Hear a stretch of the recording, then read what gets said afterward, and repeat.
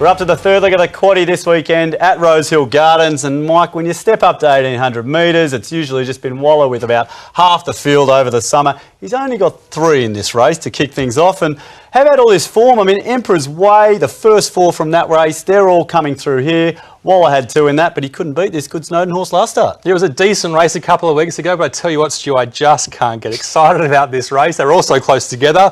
There's not much else. Let's see if we can help the punters on Saturday in this race. It is a really hard read in the form guide. Benchmark 82, 1800 metres.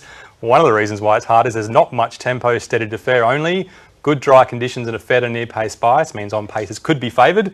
Let's have a look at the 3 key factors and see which key factors we're playing in this race. Good, dry Rosehill conditions has to be a key factor. Position and run, like we said, is important, and scope as well. Such an evenly matched race, the horse with the edge and improvement could be the one. That's what we're going to need to look for later on. But first, let's have a look at the market for this third leg of the Quaddie, and the punters, well, they've come for one again here. It's Emperor's Way, that good last start winner, $4.60 into $3.80, with a few of the place getters in behind, shaping up again in Atlantic Fox.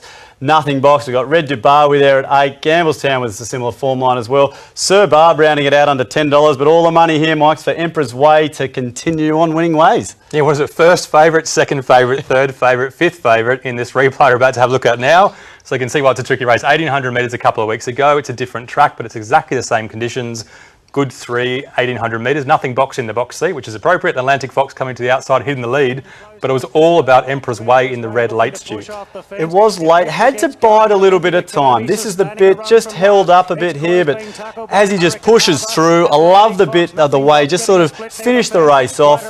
Really good win, was on it this day, I was impressed. Yeah, I know why you love the wins, Stu, because you had a massive win of the track this day. Look, he was impressive, wasn't he? The last 150 metres, he did surge, showed his fight for a genuine win. He goes up a couple of kilograms after that, and there's probably 2 or 3 horses that finished off pretty well. Gambletown especially hit the line pretty hard there. Sure did in that race. And Mike, we're having a look at a second race here. Outside of this form line, we've got to choose one, obviously. Sir Barb, you're taking us to Warwick Farm. It ran 5th. It was beaten a hell of a long way. It was battling from the turn. Why are we looking at this? It looks shocking when you look at this replay. What do we say about this horse? First up, drifted to the market, did nothing. Second up, got backed. Not too bad, over 1400 metres. Third up, got backed again on his home track. And this was an absolute nothing race. He got back to last. The first 1,000 metres, they went snail pace. From the 4 to the 200 metres, he ran 10.95, barely above 11 for the last 200 metres. Put a big line through it. He hits the line. It's a good run. Look, I've asked you the question. You've come back with sectionals. You've come back with analysis. You've come back with tempos. Happy enough for that. We've showed it for a reason. I've proven it. Let's get this race started now. Who's got the form? How's this Emperor's Way form? I mean, this is clearly the form going into the race. Yeah, he goes up a couple of kilograms, but you've got to give him the edge. And Gambletown maybe as well, racing so well. Light them up, they get the gold bar for form. All right, as we kick things off with the key factors, good Rosehill all day. Yeah, Gambletown coming away from Randwick to Rosehill. It could be a big plus for him.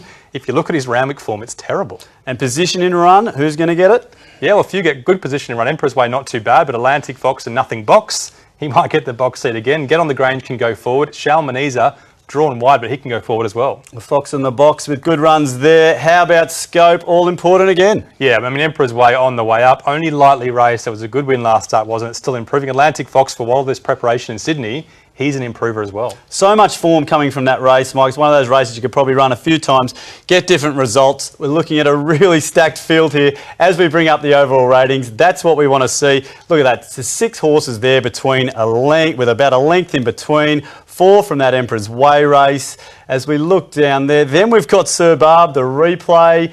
Emperor's Way, $3.80. I mean, the money's come. All that form suggests that they're all around the mark there, Mike. How do we play this one? Yeah, I mean, if you like Emperor's Way, we're not going to put you off. He's obviously right up there, but at that price, when he hasn't got a big edge on the rest, we're not going to bet on him.